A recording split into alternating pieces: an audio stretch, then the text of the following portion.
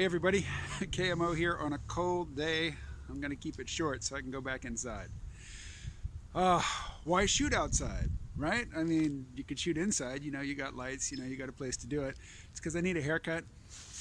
This lets me cover it up with a hat. Anyway, peak oil bullshit, part 3. I'm going to respond to a couple questions that I got. One, do I feel like I was lied to by the people whose presentation of the peak oil meme caught my attention and set me down that path? No. No. The people that I first heard about it from, I mean, they got to it the same way I did, just following their interests. And when they got to this, it seized their attention. It fired up their imagination. It engaged their intellectual curiosity, and they went with it. And in going with it, they attracted a following. They attracted an audience for whom that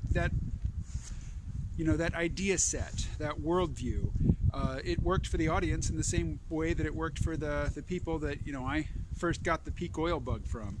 And might as well mention names. I mean, primarily we're talking about Dmitry Orlov, later James Howard Kunstler, Albert Bates, and then much later, and I wish he had been earlier because he was basically calling a halt to the doomsday talk, and that was John Michael Greer.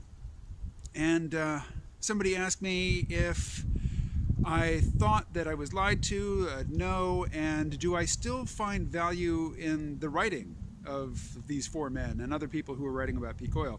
And to the extent that all of them have basically gotten bored with the subject or either seen its limitations or for whatever reason moved on, yeah, I totally find value in what they're doing now, particularly John Michael Greer, whose interest in history, never goes out of date, never goes out of style. He's also interested in esoteric topics that interest me. James Howard Kunstler is just, he's just a fun and entertaining writer. I don't read his blog as regularly as I'd like to, but whenever I do, it's fun. He's largely moved on to watching the stock market and basically taking an interest in financial speculation, which is not my cup of tea, but, at least he's not just spinning his wheels in the peak oil ghetto. Dmitry Orlov is a strange one. He is the most pro Vladimir Putin person I've met in, face-to-face real life. And I don't follow his blog as closely as I used to, but whenever I do check in on him, I enjoy his wry sense of humor. And yeah, I keep up with these guys to some extent, and what I'm seeing from them these days, I enjoy. The people who I don't really think so much of, or I'm not particularly interested in their work, are the people who just never moved on from the peak oil worldview or from the peak oil circus.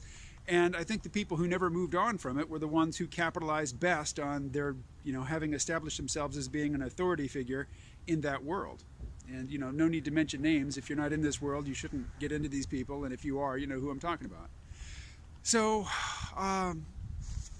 we'll just draw a line and say that's it for that topic. I do want to talk about one other thing briefly, and that is this.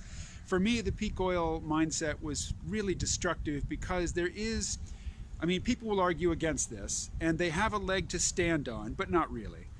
There is an element of conspiracy theory in peak oil, and it's there pretty much at base level. You can describe peak oil without making reference to conspiracies, but really it is a conspiratorial mindset in that, if you look.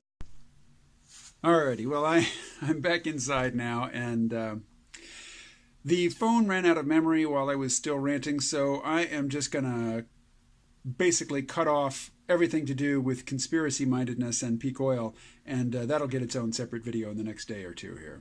Alright, thanks for watching, and I will talk to you again quite soon.